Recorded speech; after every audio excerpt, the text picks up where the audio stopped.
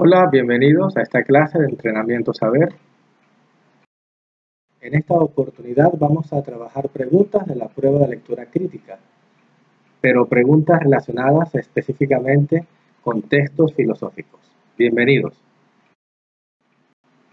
Vamos a responder las preguntas 1 a 7 de acuerdo a la siguiente información.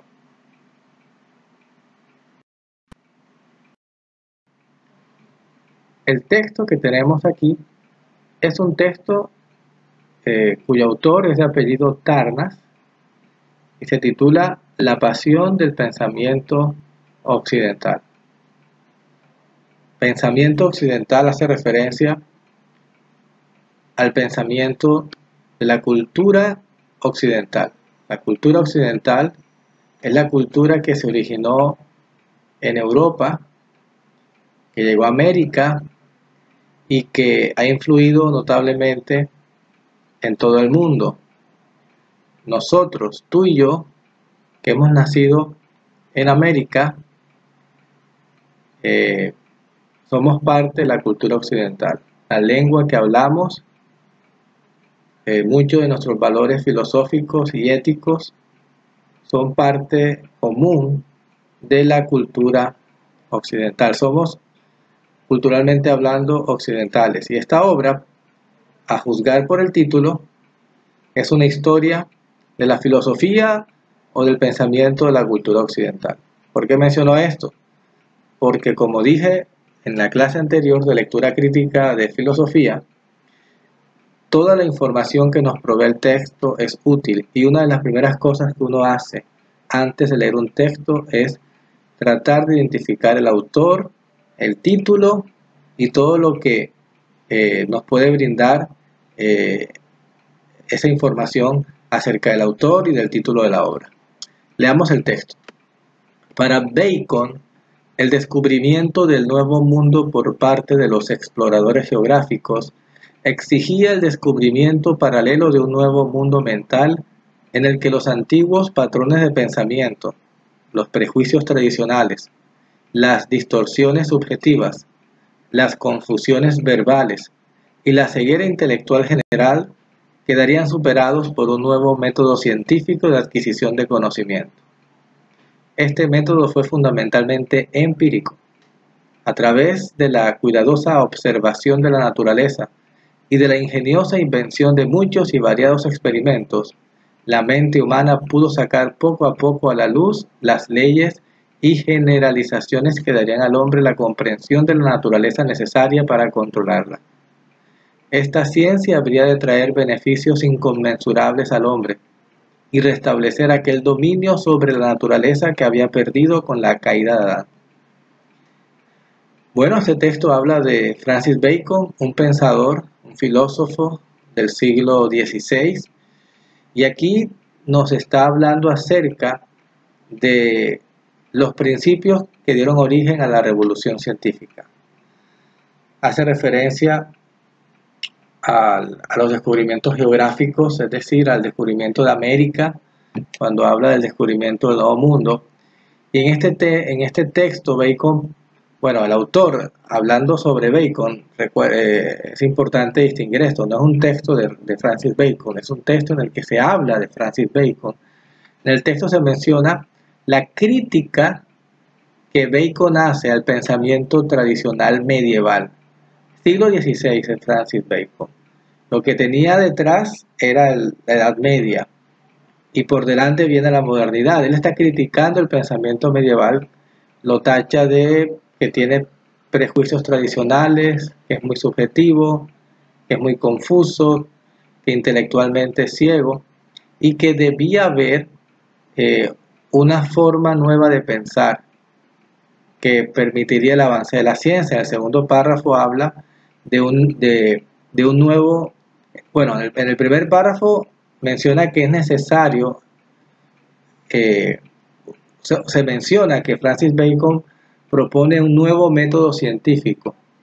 En el segundo párrafo se explica en qué consiste ese nuevo método científico que Bacon proponía. Y se dice que es un método fundamentalmente empírico. Recuerden que método es una serie de pasos que se siguen para alcanzar un propósito. Entonces, según este texto que habla de Bacon, Bacon proponía un nuevo método científico distinto al medieval, y una de sus características principales es que es empírico. La palabra empírico significa que está fundamentado en la experiencia. Muchas personas utilizan a nivel popular la palabra empírico para hacer referencia a alguien que aprende un oficio, que aprende a realizar un trabajo sin necesidad de haber ido a un instituto o a una universidad. Pero aquí se refiere al método científico que utiliza la experiencia, los experimentos como fuente de información. Entonces, en la segunda parte se explica, el autor Tarnas, el autor de este texto, nos explica cuál era el método científico que proponía Bacon. Un método fundamentado en la observación de la naturaleza. Un método fundamentado en la experimentación, en los experimentos. Y consideraba que este nuevo conocimiento traería grandes beneficios al ser humano y le permitiría restablecer el dominio sobre la naturaleza que había perdido con la caída de Adán. Esto es interesante.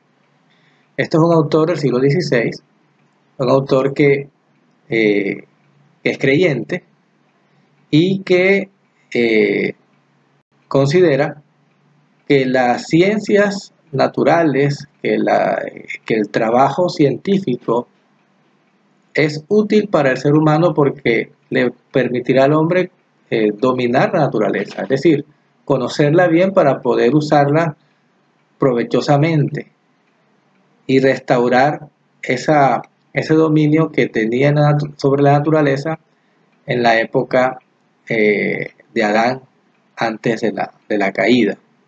Ok, habiendo hecho estos comentarios generales acerca de este texto, vamos a pasar a las preguntas. Primera pregunta. Según el autor, ¿qué modificación es necesaria para el nuevo método científico? ¿Qué modificación? Es decir, ¿qué cambio era necesario? ¿Qué cambio había que realizar para que fuese posible el nuevo método científico? Recuerden que el nuevo método científico que propone Bacon está explicado en el segundo párrafo, que es un método empírico. Pero según el texto, ¿cuál es el cambio que debía ocurrir para que fuese posible este nuevo método científico? La respuesta está en la primera parte del primer párrafo. Para Bacon, el descubrimiento del nuevo mundo por parte de los exploradores geográficos exigía el descubrimiento paralelo de un nuevo mundo mental. Un nuevo mundo mental en el que, resumamos toda esta parte que viene a continuación, en el que la forma antigua de pensar quedaría superada por un nuevo método científico. Entonces, la respuesta está aquí.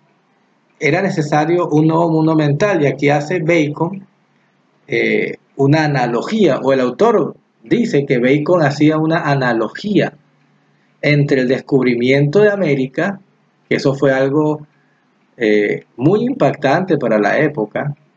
Era todo un continente, todo un mundo enorme, desconocido, que durante muchos siglos los europeos, y no solamente los europeos, Europa, Asia y África, desconocía la existencia del continente americano. Algunos dirán, profesor, pero dicen que los vikingos en la Edad Media alcanzaron algunas partes del norte de Canadá. Bueno, si es así, de todas formas los vikingos, los que lograron hacer eso, no tenían ni idea de dónde habían estado. Tal vez pensaron que era una nueva isla, un nuevo territorio. Pero es en esta época en que el viejo mundo, Europa, se da cuenta de la existencia de un mundo desconocido que es el nuevo mundo. Entonces es una analogía, así como los exploradores geográficos descubrieron un nuevo mundo, también los científicos deben descubrir un nuevo mundo mental que le va a permitir encontrar el método científico apropiado basado en la experiencia, a través del cual se lograría comprender la naturaleza y dominarla, que es lo que vemos que aconteció en los siglos posteriores. El desarrollo de la ciencia moderna a partir del siglo XVI y XVII fue enorme. Nunca antes en la historia de la humanidad se había desarrollado tanto las ciencias naturales. Lo que ustedes estudian en física, de las leyes de Newton, por ejemplo, son las leyes, es la física, lo que llaman física moderna, que se originó en esta época. Ok, ¿cuál es la respuesta entonces o la opción que correcta? La opción C, un cambio de mentalidad. La opción A es un error porque está repitiendo la pregunta. ¿Qué modificación es necesaria para el nuevo método científico? La modificación del método científico. Estás de alguna manera repitiendo la pregunta. ¿Qué cambio era necesario para un nuevo método científico? Cambiar el método científico. No tiene sentido. Lo previo a este nuevo método científico era el nuevo mundo mental. Entonces lo que propone el autor es un cambio de mentalidad. La respuesta B es engañosa para aquel que no leyó atentamente. Hay muchas personas que piensan que el pensamiento religioso es incompatible con la ciencia, y eso es un error. Vemos en este texto que este autor era una persona creyente y a la vez creía en las posibilidades de la ciencia. Entonces la respuesta B también sería un error. La innovación tecnológica. La innovación tecnológica hace parte del nuevo método científico. Así que no es la respuesta, porque nos están preguntando qué era necesario para lograr o para poder pasar el nuevo método científico.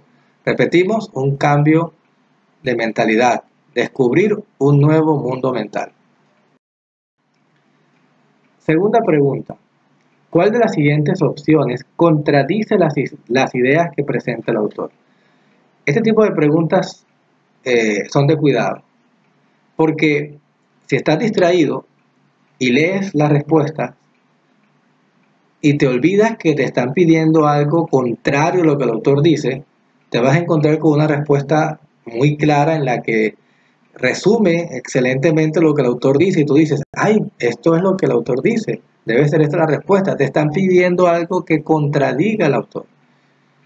Eso quiere decir que las otras opciones, las que no debes escoger, no contradicen las ideas que presenta el autor. ¿Cuál de estas ideas contradice las ideas que presenta el autor? Le damos la primera. A. La ciencia teórica junto al dogmatismo traerán grandes beneficios a la humanidad. Bueno, ¿qué es dogmatismo? Dogmatismo es la actitud de mantener ideas como si fuesen verdades absolutas que no cambian y que hay que aceptar porque provienen de una fuente de autoridad.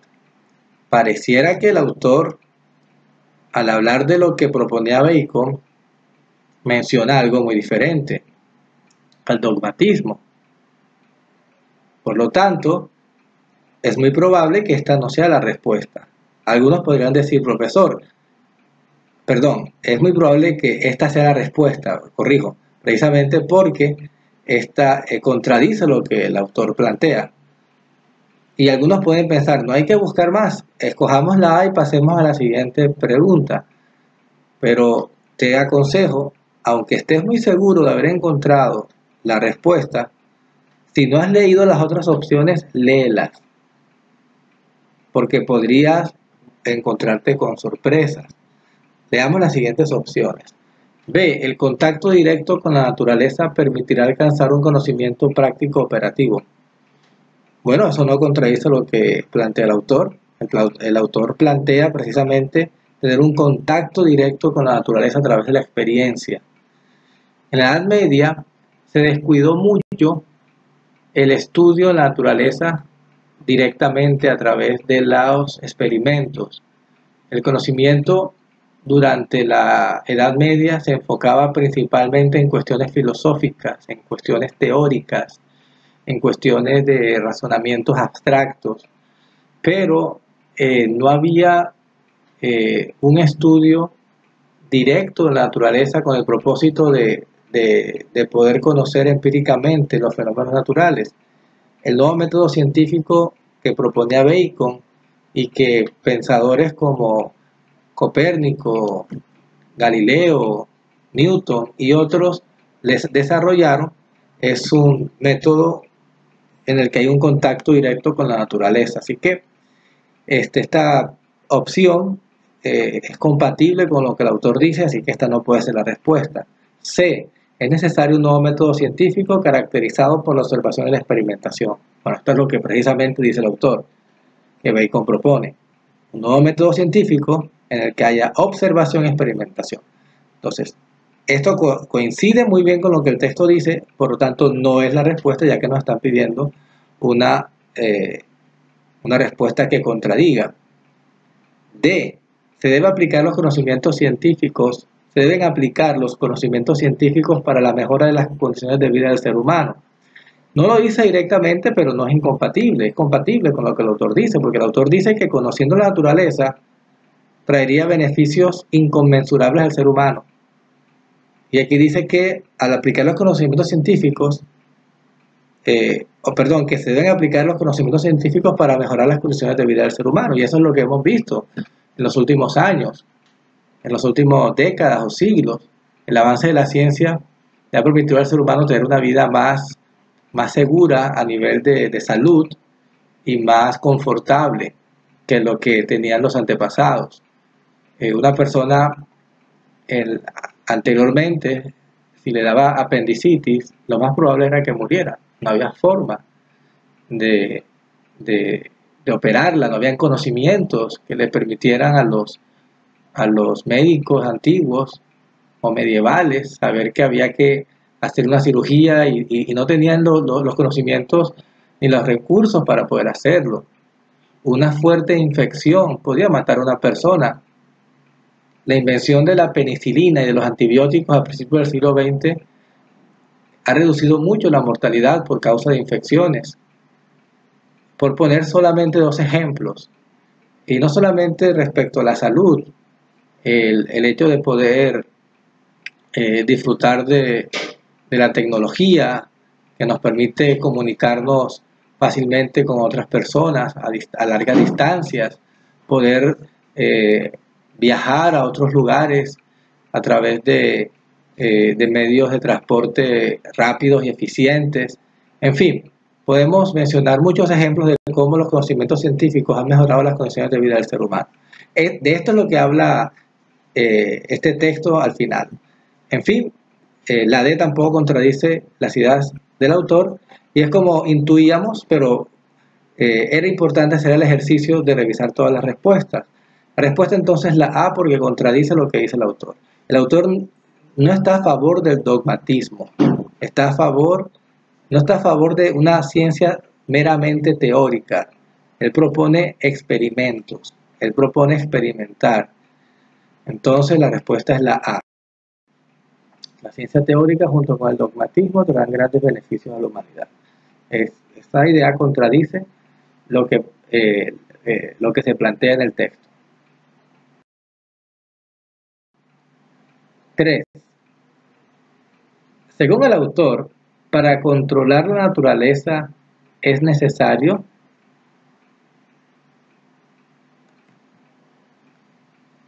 Algunos podrían pensar que es la respuesta a restablecer el dominio sobre ella, pero nuevamente, esta respuesta está repitiendo la pregunta con otras palabras. Controlar la naturaleza es lo mismo que decir dominarla. Entonces no tendría sentido. Para controlar la naturaleza es necesario controlarla. Para tener dominio sobre la naturaleza es necesario restablecer el dominio sobre ella. Aquí controlar la naturaleza es sinónimo de dominarla. Así que parece una respuesta, pero está repitiendo la pregunta. ¿Qué es necesario para controlar la naturaleza? La respuesta no puede ser controlarla o dominarla. ¿Qué es necesario para controlar la naturaleza? Restablecer el dominio sobre ella. No sería una respuesta apropiada. La respuesta la encontramos en el segundo párrafo. Dice, este método fue fundamentalmente empírico. A través de la cuidadosa observación de la naturaleza y de la ingeniosa invención de muchos y variados experimentos, la mente humana pudo sacar poco a poco a la luz las leyes y generalizaciones que harían al hombre la comprensión de la naturaleza necesaria para controlarla. Aquí lo dice literalmente. La observación, la aplicación de novedosos experimentos le permitirán al hombre comprender la naturaleza, alcanzar la comprensión necesaria para controlarla. ¿Qué es necesario para controlar la naturaleza? Comprenderla. ¿Por qué el ser humano ha podido inventar aviones? Porque ha comprendido las leyes de la física. Algunas personas erradamente dicen, los aviones violan la ley de la gravedad o rompen la ley de la gravedad. Por supuesto que no. El avión está dentro de las leyes de la gravedad, juega con las leyes de la gravedad y las leyes de la física en general. Lo que pasa es que el ser humano ha comprendido cómo funcionan esas leyes y sabiendo cómo funcionan, logran inventar cosas que precisamente como conocen cómo funciona la física, funcionan. Entonces la respuesta claramente es la B, comprenderla. Cuarta pregunta. Según Francis Bacon, el nuevo método científico se caracteriza por ser esencialmente teórico. ¿Cuál es la característica principal de este método? Se habla cuidadosa observación de la naturaleza, muchos y variados experimentos. Racional. Ciertamente el método científico no es contrario a la razón, pero no es la característica principal que él menciona. Instintivo. Él no está hablando de los instintos, está hablando de algo científico. El instinto cabe más por el lado del arte, por el lado de otro tipo de actividades. Empírico, por supuesto, esa es la respuesta. Empírico en filosofía hace referencia al conocimiento que se obtiene a través de la experiencia. Es decir, lo que el ser humano logra percibir a través de los sentidos, logra observar. Y precisamente ese es el propósito de los experimentos. Crear condiciones para observar cuidadosamente un fenómeno. Si tú quieres saber, ahora lo sabemos, pero supongamos que cuando empezó a desarrollarse la física, los pensadores decían, ¿por qué cuando el agua está hirviendo surgen burbujas? Entonces, para poder conocer la respuesta, no era simplemente sentarse e imaginar cuál sería. Es tomar un recipiente, llenarlo de agua, calentarlo, estás experimentando y observar atentamente lo que está pasando. Y se logran dar cuenta que el agua que está cerca del fondo de la olla se calienta tanto que se evapora y al evaporar se convierte en aire, se forma una burbuja que abajo y que sube hacia la superficie y al subir sale ya no agua líquida, sino el vapor de agua va ascendiendo. Es un ejemplo de lo que es lo empírico, el conocimiento que se obtiene a través de la experiencia. También es racional, por supuesto, pero es un pensamiento racional basado en la observación. Esta palabra observación es muy importante. La observación significa estar muy atento a los fenómenos naturales que puedes percibir a través de la experiencia. La palabra experimento tiene que ver con la palabra experiencia, que tiene que ver con la palabra empírico. La respuesta clara es la de empírico. Quinta pregunta. En el segundo párrafo el autor dice: a través de la cuidadosa observación de la naturaleza y de la ingeniosa invención de muchos y variados experimentos, la mente humana pudo sacar poco a poco a la luz las leyes y generalizaciones que darían al hombre la comprensión de la naturaleza necesaria para controlarla. Teniendo en cuenta lo anterior, podemos decir que, según el autor, aquí tenemos cuatro razonamientos parecidos, pero solo uno es la respuesta correcta. Dice la opción A: la aplicación práctica de los conocimientos científicos mejorará las condiciones de vida del ser humano. B: el mejoramiento de las condiciones de vida del ser humano se debe a la aplicación práctica de los conocimientos científicos. Noten lo siguiente: la B y la A dicen lo mismo. Lo que pasa es que ha invertido el orden de las partes de la oración, pero no dice lo contrario, dice lo mismo. Es lo mismo decir un perro muerde a Juan que decir Juan ha sido mordido por un perro.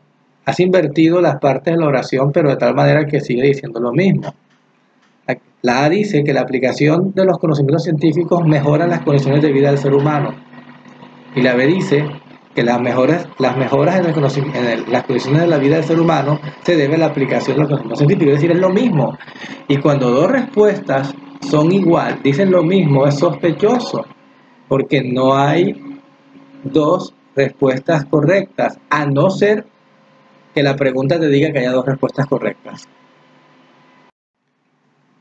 Otro elemento importante es que la A y la B, aunque dicen cosas que son ciertas, no es lo que menciona el texto al cual hace referencia la pregunta. El texto hace referencia a que la observación de la naturaleza y los experimentos es lo mismo, que es conocer la naturaleza, hacer experimentos para conocer la naturaleza, le permitirá a la mente humana comprender la naturaleza. No está hablando de la aplicación que esos conocimientos traen a las condiciones de vida del ser humano. La A y la B, por las razones expuestas, no son la respuesta correcta. Tenemos la C y la D, que son parecidas, pero sí dicen cosas diferentes. La ampliación del entendimiento humano ha llevado a un nuevo sistema de investigación. Dice la D: el nuevo sistema de investigación ha llevado a la ampliación del entendimiento humano. Aquí sí hay una diferencia notable en el significado de cada una de estas dos oraciones, pues dicen lo contrario.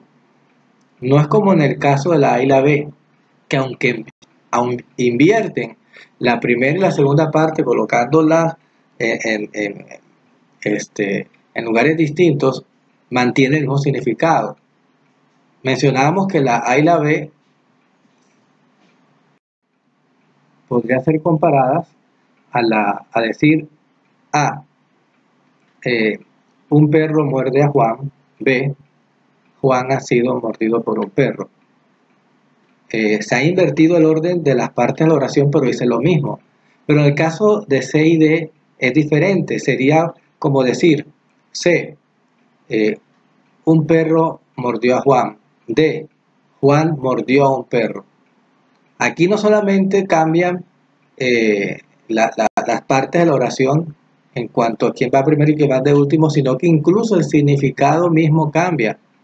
Porque en la C está diciendo que la ampliación del entendimiento humano originó el nuevo sistema de investigación, y la D dice que el nuevo sistema de investigación originó el entendimiento humano. Por tanto, la C y la D se contradicen. Y ciertamente sí hablan del tema. hablan de la ampliación del entendimiento humano y del nuevo sistema de investigación. Nuevo sistema de investigación, ampliación del entendimiento humano.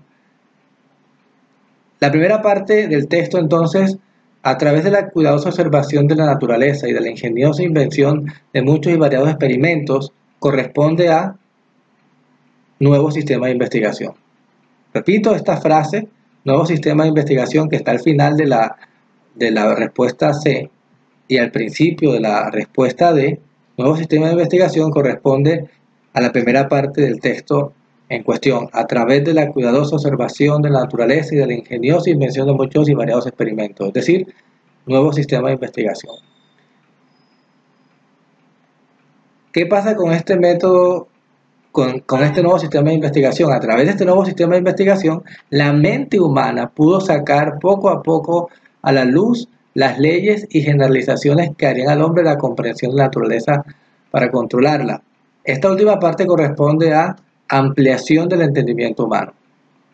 ¿Por qué? Porque el entendimiento humano se ha ampliado, ya que ahora conoce poco a poco las leyes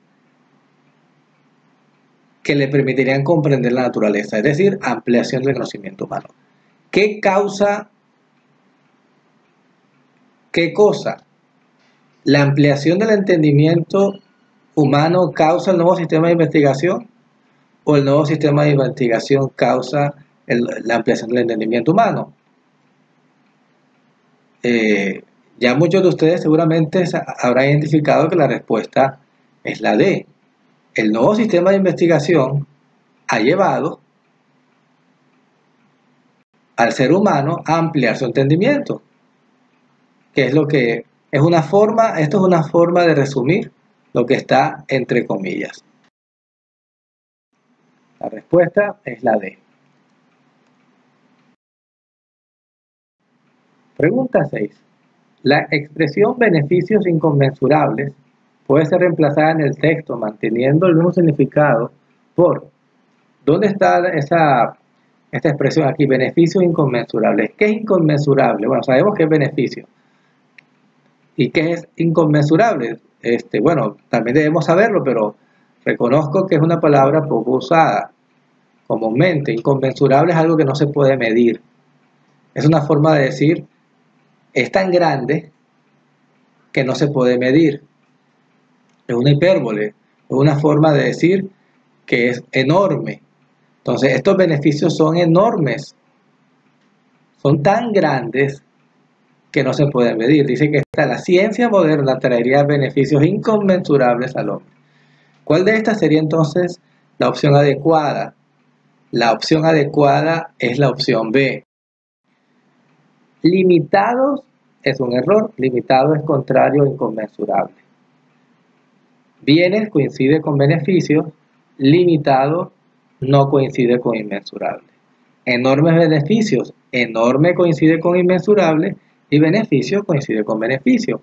Y aquí hay una pequeña trampilla, o no trampilla, una pequeña, digamos, elemento que puede causar duda para escoger esta respuesta, y es que se repite la palabra beneficio, pero no se están pidiendo que reemplace la palabra beneficio solamente. No tendría sentido reemplazar beneficio por beneficio, no sería un reemplazo. Están pidiendo una expresión que tiene dos palabras. La expresión beneficios inconmensurables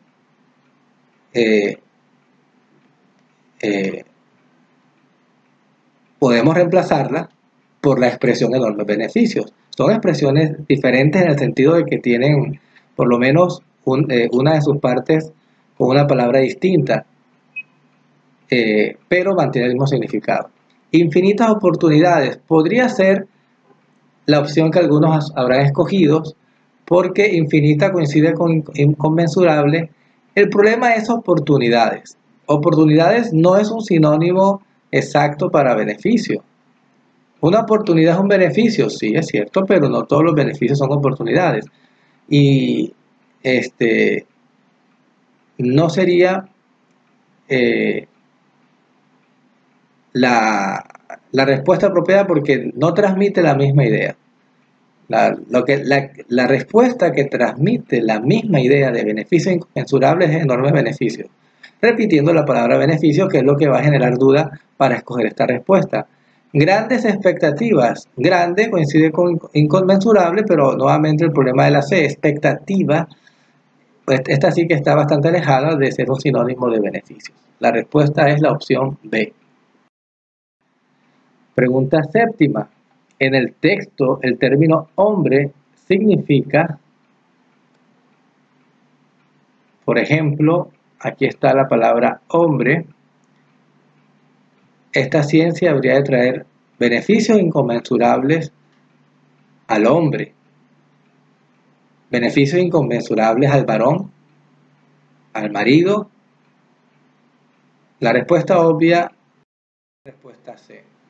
Esto es importante porque en español, así como en muchas otras lenguas, la palabra hombre puede significar varón, pero también puede significar ser humano.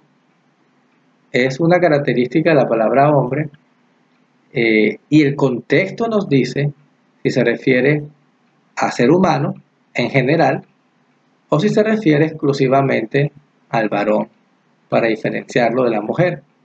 Cuando se dice los hombres y las mujeres de Colombia están preocupados por tal cosa, es evidente que ahí hombre significa varón en contraposición a mujer, pero en este texto está hablando de la humanidad. Por lo tanto, la respuesta obvia es la opción C. No olvides eso, la palabra hombre en castellano podría significar al varón, pero también podría significar al ser humano. El contexto te dice cuál es el significado. También puede significar marido. Dependiendo del contexto, sabremos qué es lo que significa.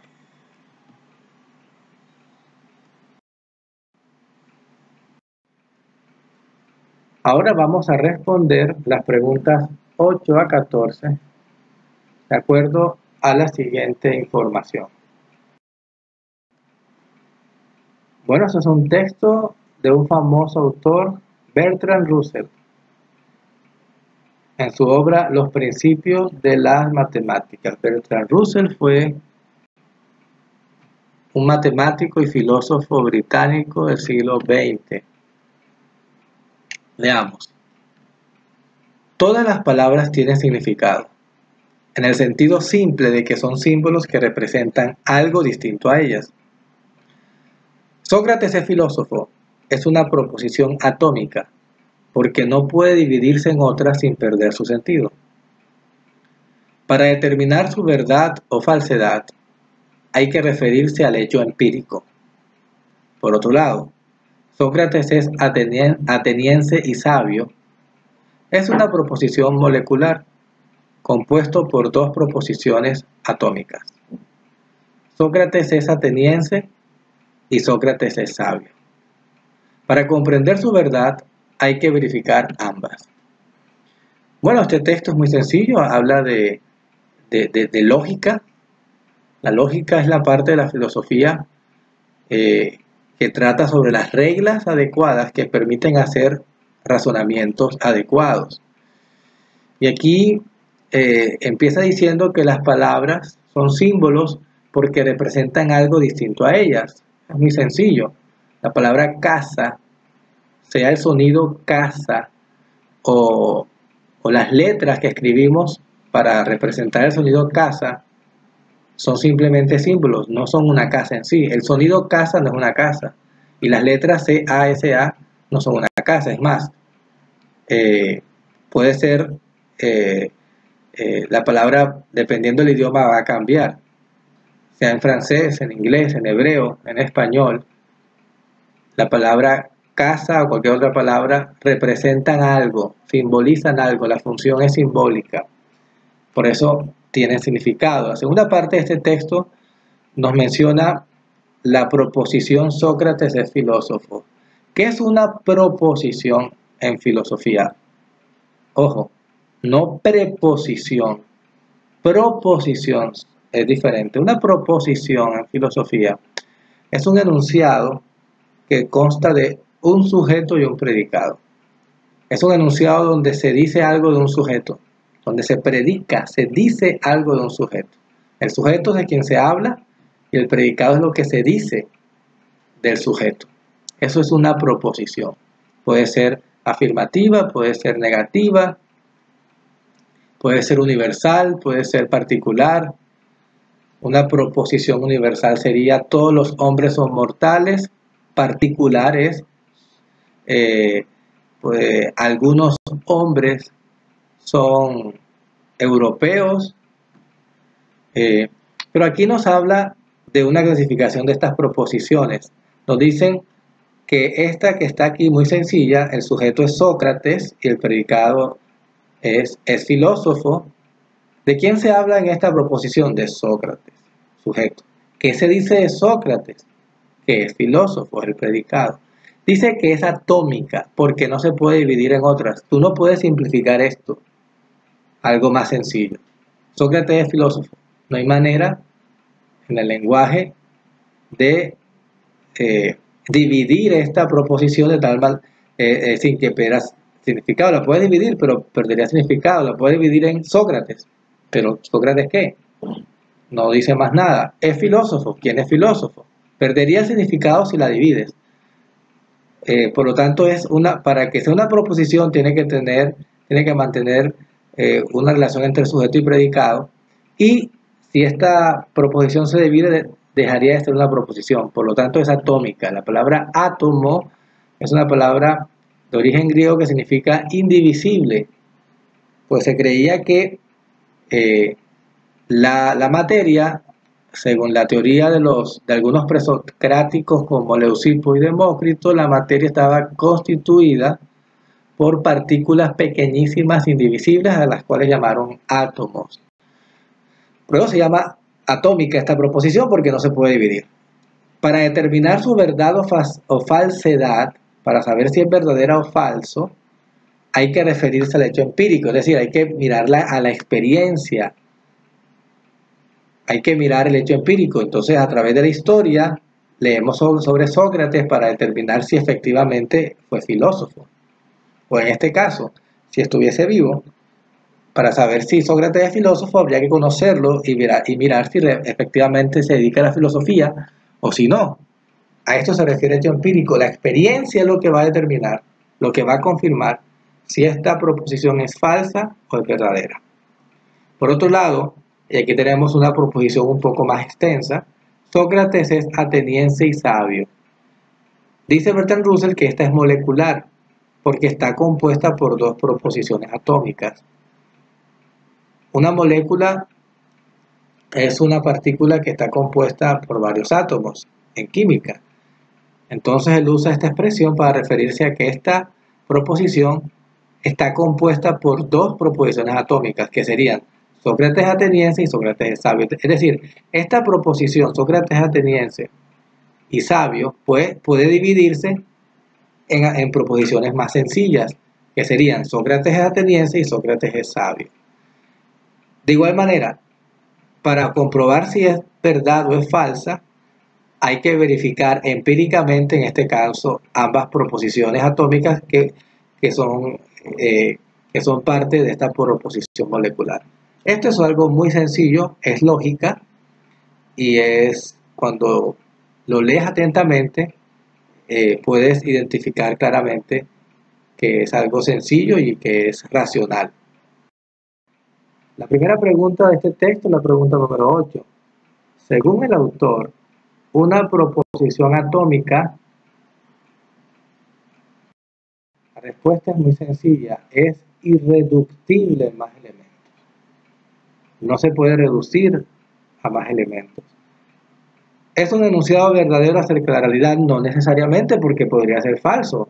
Aquí el autor plantea esa posibilidad para determinar su verdad o falsedad. Si dijeran, Sócrates es barranquillero, bueno, se supone, cuando él menciona a Sócrates, hace referencia al personaje histórico, al griego de la antigüedad.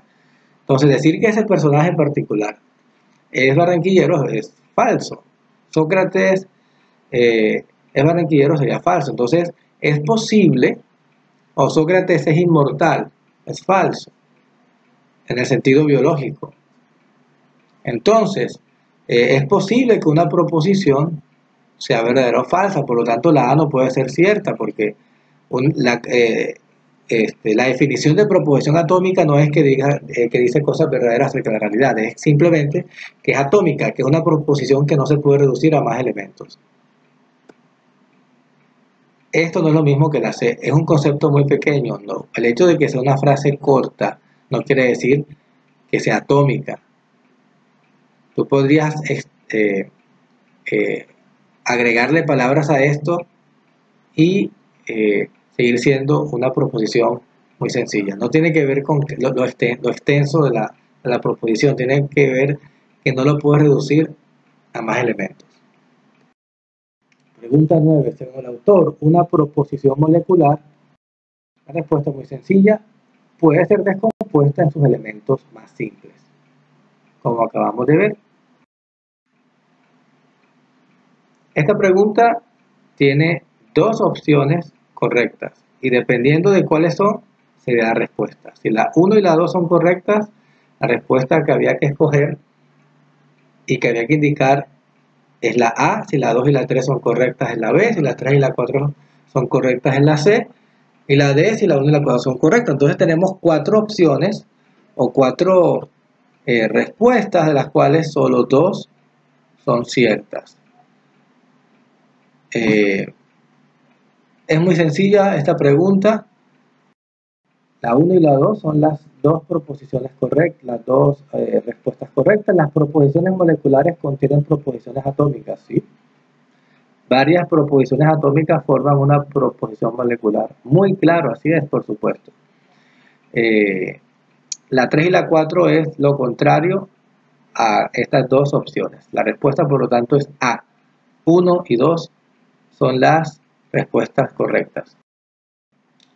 11. De las siguientes opciones, ¿cuál no es apropiada para definir el término proposición tal como el autor lo usa en el texto? Recuerden, cuando nos piden algo distinto, que contradice, que no es apropiado a lo que se plantea, puede haber confusión. Nos piden una respuesta que no es apropiada para definir el término proposición. Eso indica que de las 4 opciones, 3 sí son apropiadas. A. Proposición, expresión de un juicio entre dos términos, sujeto y predicado. Bueno, sí coincide con el término proposición. Por lo tanto, no es la respuesta porque nos piden algo que no es apropiado. B. Enunciado que afirma o niega un predicado de un sujeto. También es cierto. Sócrates es filósofo. Sócrates no es carpintero. También es una proposición. Es una proposición negativa. Y sigue siendo una proposición. Una proposición puede ser afirmativa o negativa. No confundan negativo y afirmativo con falso y verdadero. Son dos cosas distintas. Una proposición negativa es la que niega algo de un sujeto y puede ser cierto. Sócrates no es carpintero, es cierto. Sócrates no es un ser humano, es falso. Estas dos últimas proposiciones son negativas, pero una era cierta y la otra era falsa. En fin, la respuesta B, la opción B no es la correcta, ya que sí es apropiada para definir el término proposición. C. Proposición, expresión cuyo sujeto no está contenido en la extensión del predicado. Esto es sospechoso. No sé si lo has comprendido, te voy a explicar bien luego que explique la D, pero si no entendiste lo que significa esto, creo que por lo menos percibiste que suena raro. D. Enunciado en el que se expresa una relación entre sujeto y predicado. Es cierto, en la proposición hay una relación entre el sujeto y el predicado. Se dice que el predicado es una categoría en la que está incluida, en este caso, el sujeto. Sócrates es filósofo. Filósofo es una categoría, hace referencia a un ser humano, a una persona que se dedica a pensar, que se dedica a buscar la sabiduría. Entonces está diciendo que la palabra filósofo se relaciona con sujeto en el sentido de que ésta lo incluye o que este sujeto está incluido en la categoría filósofo. Entonces la respuesta D es correcta. ¿Qué significa C? Expresión cuyo sujeto no está contenido en la extensión del predicado. El predicado dice es filósofo. ¿A quién está incluyendo el predicado es filósofo? Está incluyendo, indudablemente a Sócrates. Por lo tanto, no tiene sentido que decir que en una proposición el sujeto no está contenido en la extensión del predicado, es decir, en el ámbito en el cual se aplica el significado del predicado. La respuesta C no es apropiada entonces para definir el término proposición. La respuesta es la C. 12. A partir de lo expresado del texto podemos decir que el autor es, muy sencillo, un empirista. ¿Tiene un estilo difícil de comprender? Pues no, si tú lees esto es algo realmente muy sencillo de comprender, es muy claro. Subestima la importancia del lenguaje, todo lo contrario, le parece muy importante el lenguaje, por eso aquí está explicando todo el significado que hay detrás del lenguaje. Fue un discípulo de Sócrates. Bueno, si tú sabes quién fue el Bertrand Russell, de entrada sabrás que, por supuesto que no fue discípulo de Sócrates, pero alguno dirá profesor, pero yo no sé quién era Bertrand Russell. Bueno, ¿tú crees que a partir de lo que dice en el texto se infiere eso? El hecho de que él menciona a Sócrates no significa que haya sido un discípulo de Sócrates, así que no puede ser la respuesta. Empirista, ¿qué es un empirista en filosofía? Ya hablamos de eso en una respuesta anterior. Empirista es una persona que considera que el conocimiento verdadero proviene de la experiencia. ¿Y por qué sabemos que es empirista? Porque está diciendo que para saber si una proposición es verdadera o es falsa, hay que contrastarla, hay que verificarla con la experiencia, que es la experiencia lo que nos va a decir si algo es verdadero o es falso. El autor es un empirista. 13. Según Russell, la verdad y la falsedad de las proposiciones dependen de su contrastación empírica. Lo mencionamos en la pregunta anterior. ¿Qué es contrastar? Es comparar. En este caso vas a comparar lo que dice la proposición con la experiencia. Si estoy en un salón de clases con los alumnos, un salón encerrado, con aire acondicionado, y les digo, jóvenes, está lloviendo, para saber si eso que acabo de decir es verdadero o falso, hay que contrastar, comparar el enunciado que acabo de mencionar, está lloviendo, con la experiencia, salir del salón y verificar empíricamente si en verdad está lloviendo. Eso es una contrastación empírica, contrastando, comparando lo que en este caso el profesor ha dicho, su proposición, su enunciado, con la experiencia. La respuesta es la C. 14. ¿Qué propósito tiene el autor al mencionar a Sócrates en el texto anterior? Es muy sencillo, ilustrar su explicación con un enunciado fácil de entender. Él quería hablar de proposiciones atómicas y moleculares, y la palabra, la frase, la oración, Sócrates filósofo, es muy sencilla de entender. Ese es el único propósito por el que lo menciona. El propósito no es afirmar que Sócrates fue un gran filósofo. No tiene sentido responder eso. Él no está hablando de eso. Tampoco es que quiere proponer a Sócrates como un ejemplo para ser un buen filósofo. Sócrates es un buen filósofo, sí. Vivió en Atenas, sí. Pero eso no es la razón por la cual él menciona a Sócrates. Ironizar sobre la importancia de Sócrates en la Iglesia antigua, bueno, por las razones ya mencionadas, esa no es la intención por la cual Bertrand Russell menciona a Sócrates en esta porción de su texto. Es simplemente ilustrar la explicación con un enunciado fácil de entender. Vamos a responder las preguntas 15 a 21 de acuerdo a la siguiente información. Este texto es de Agustín de Hipona, de su obra Tratado sobre la Trinidad. Agustín de Hipona fue un filósofo de finales de la Edad Antigua y principios de la Edad Media.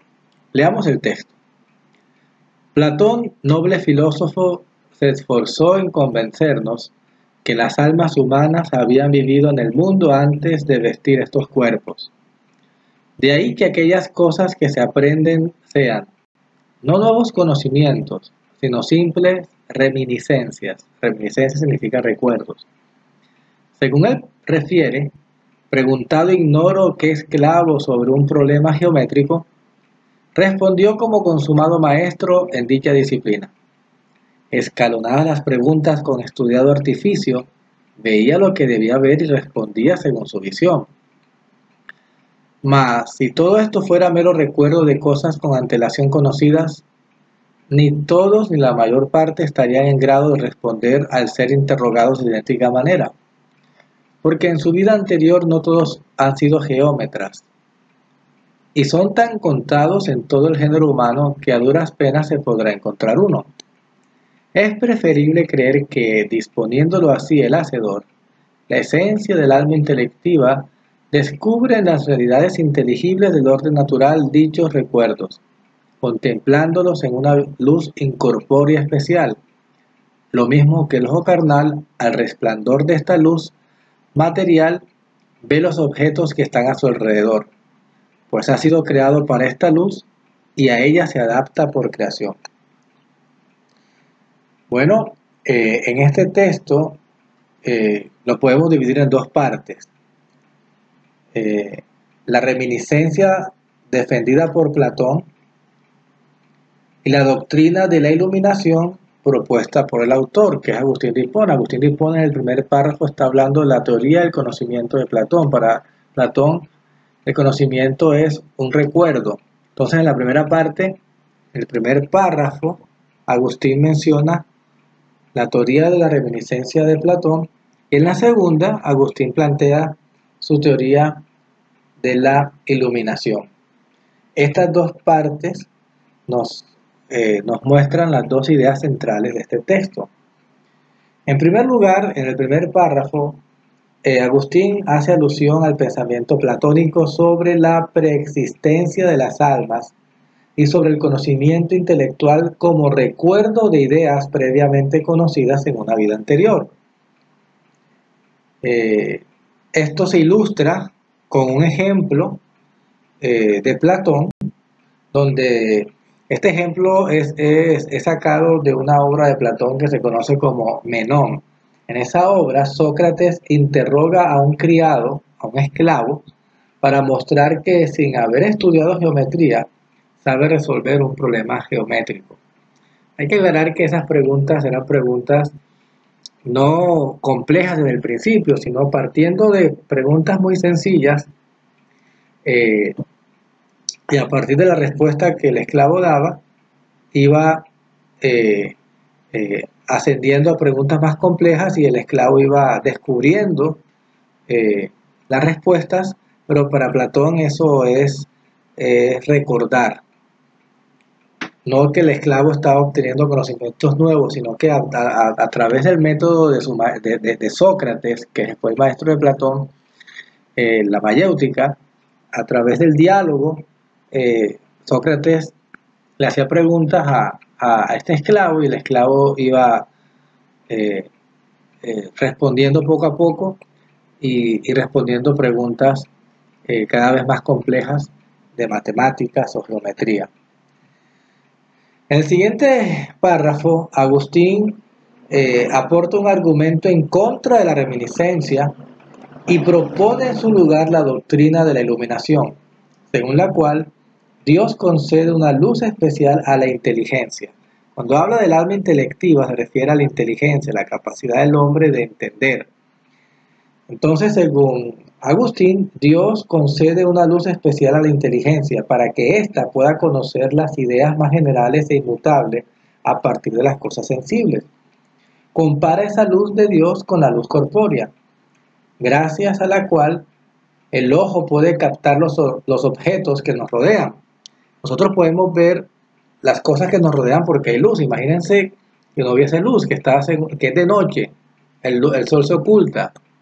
la luna no ha salido porque no está en la fase en la que sale, no es luna llena, y estás en una habitación, y la habitación tiene las ventanas cerradas y no hay bombillas, ni velas, ni nada, todo está en tinieblas, no puedes ver los muebles que están en la habitación porque no hay luz, aunque están los muebles y está tu ojo, como no hay luz no puedes ver. De igual manera, según la analogía de Agustín, nuestra alma, nuestra inteligencia, que correspondería al ojo carnal, y las ideas generales e intelectuales, que correspondería a la mesa y a los objetos, nuestra inteligencia puede captar esas ideas porque Dios nos ilumina el entendimiento para que podamos verlas. De igual manera que una luz, sea del sol o de una vela o de una bombilla, ilumina nuestro ojo para que podamos ver las cosas que nos rodean.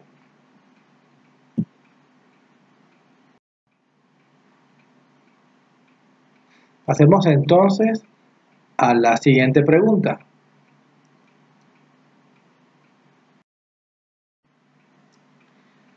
Pregunta 15. Con respecto a la teoría platónica de la reminiscencia, el autor, ¿cuál es el autor? El autor es Agustín. ¿La rebate, la apoya, no está de acuerdo con ella, la complementa? La respuesta es la rebate.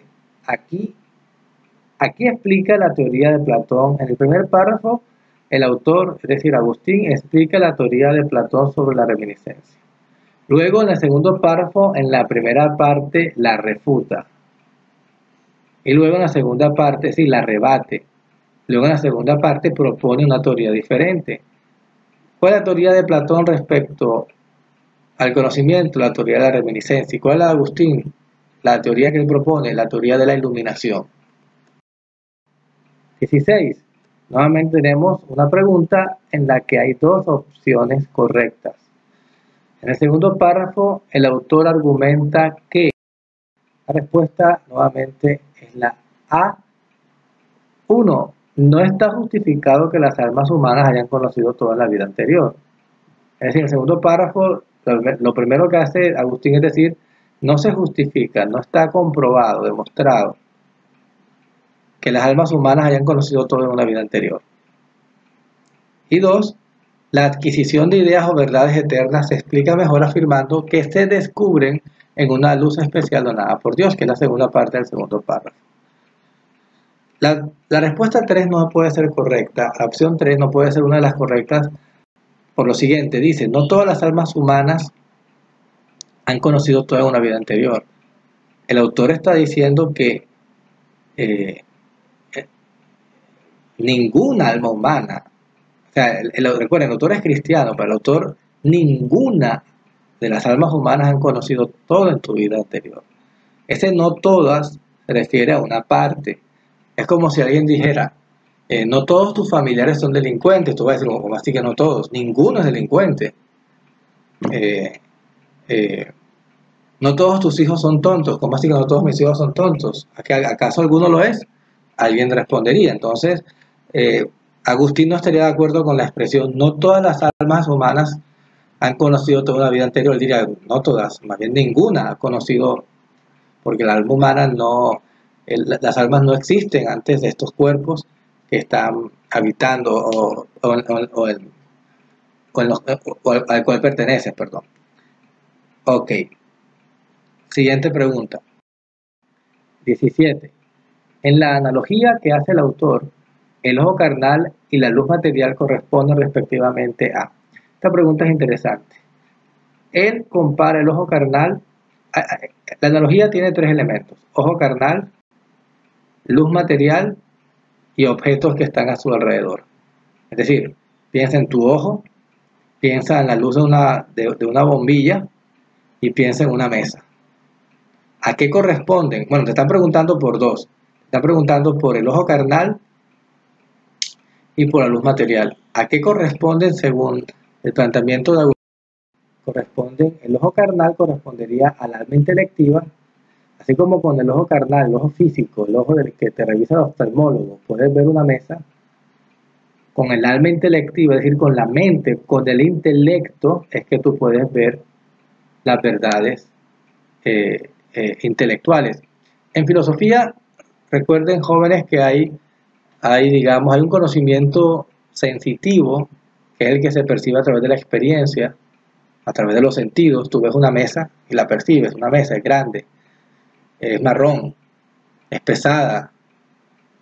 Pero hay un conocimiento que no percibe a través de los sentidos, que es un conocimiento intelectivo. Por ejemplo, el hecho de percibir que precisamente es una mesa y no un animal.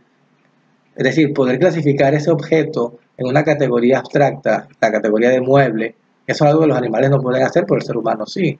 O poder identificar, esa mesa tiene forma de rectángulo, significa que en las esquinas tiene ángulos de 90 grados. Y si tú lo sumas, eso te va a dar la circunferencia de 360 grados, porque 90 por 4 es 360.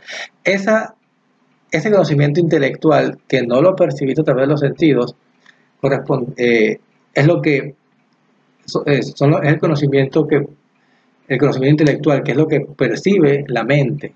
Pero aquí están preguntando por el alma intelectiva y la luz que te permite comprender esas verdades. Entonces, el ojo carnal correspondería al alma intelectiva, y la luz material, el bombillo, a través de la luz de la bombilla a través de la cual puedes ver la mesa, correspondería a esa luz incorpórea, inmaterial, especial, que da Dios y la que nos permite poder entender. Pregunta 18. ¿Cuál de las siguientes afirmaciones contradice las ideas que presenta el autor? Dice A. Dios aporta la luz a nuestra inteligencia para que capte las verdades eternas. Esto es lo que dice el autor. Por lo tanto, no es la respuesta. Me están pidiendo lo que contradice. Las verdades eternas que descubrimos en nuestro interior son producidas por el alma humana. Un momento. Las verdades eternas que descubrimos son producidas por el alma humana. El autor no dice que son producidas por el alma humana. El autor dice que el alma humana las ve. Las puede ver a través del intelecto. Las puede ver porque Dios lo ilumina para verlas. Sí. Bueno, entonces está claro que la B contradice lo que dice el autor y es la respuesta, pero vamos a leer las demás opciones. C. No es correcto decir que el alma humana ha conocido toda una vida anterior. Eso es cierto, el autor dice eso, que no es correcto afirmar que el alma humana conoció toda una vida anterior. Eso lo dice en la primera parte del segundo párrafo. D. Dios concede una luz especial a la inteligencia para que ésta pueda conocer las ideas inmutables. Eso es lo que dice el autor. Esto coincide perfectamente. Dios permite que la inteligencia humana sea iluminada con una luz especial para que pueda conocer las ideas inmutables. Ideas inmutables, realidades inteligibles, verdades eternas son sinónimos. Hace referencia al pensamiento o al conocimiento intelectual. Aquel que no se percibe a través de los sentidos, sino a través de la mente. Recuerda, en filosofía, el conocimiento sensitivo, sensorial, el que tú percibes a través de los sentidos, colores, olores, formas, figuras, sabores, conocimiento a través de los sentidos, que no solamente el ser humano lo tiene, sino que también lo tienen los animales. Ellos también tienen un conocimiento que proviene a través de los sentidos. Ellos pueden identificar al amo, pueden identificar a un animal amistoso, o qué animal es una presa. En fin, pueden identificar que hay un mueble que le impide el paso, o una puerta por la cual salir. Conocimiento sensible. Pero el conocimiento intelectual, el conocimiento que tiene que ver con aquello que solo se percibe a través del intelecto, del raciocinio, que es propio del ser humano, es a lo que hace referencia este texto, con el término verdades eternas, ideas inmutables, realidades inteligibles. Inteligible es la realidad que se puede percibir a través del intelecto. Ok, siguiente pregunta. Bueno, la respuesta a esta pregunta habíamos dicho que es la B. Pregunta 19. A partir de lo que dice el texto, podemos decir que para Platón, muy sencillo, conocer es recordar, reminiscencia. El hacedor ilumina nuestra mente, sí, pero para Agustín. Recuerden, este es un texto de Agustín de Hipona comentando una teoría platónica. Aquí nos preguntan para Platón. Pero el profesor dice lo que dice el texto, sí, A partir de lo que dice el texto respecto a Platón, podemos decir que para Platón conocer es recordar. Para Agustín, el Hacedor ilumina nuestra mente. Para Agustín, las almas no pueden reencarnar. Para Agustín, todo lo que se aprende es nuevo. Para Platón, conocer es recordar. 20. Dos términos que sintetizan la epistemología de Platón y Agustín respectivamente son: epistemología es la rama de la filosofía que estudia el conocimiento, la teoría del conocimiento. ¿Cómo es posible el conocimiento? ¿Puede el ser humano conocer todas las cosas? ¿Tiene límites el conocimiento humano? Esas son preguntas epistemológicas. La epistemología de Platón y de Agustín se puede resumir respectivamente con dos palabras, ya lo dijimos: reminiscencia, Platón; iluminación, Agustín. Recuerdo puede ser sinónimo de reminiscencia, pero inteligencia no capta el concepto clave en la filosofía, en la epistemología de Agustín, que es iluminación. Reencarnación y creación. Alguien diría: profesor, pero Platón creía en la reencarnación y Agustín en la creación. Sí, pero estamos hablando de la palabra que resume la epistemología, la teoría del conocimiento platónica y agustiniana. Son reminiscencia e iluminación respectivamente. Última pregunta, muy sencilla. En el texto, la palabra hacedor puede ser reemplazada, manteniendo el mismo significado, por la palabra creador. Dios es nuestro hacedor, es nuestro creador. La respuesta es la opción B. Bueno, hemos llegado al final de esta clase. Gracias por su participación.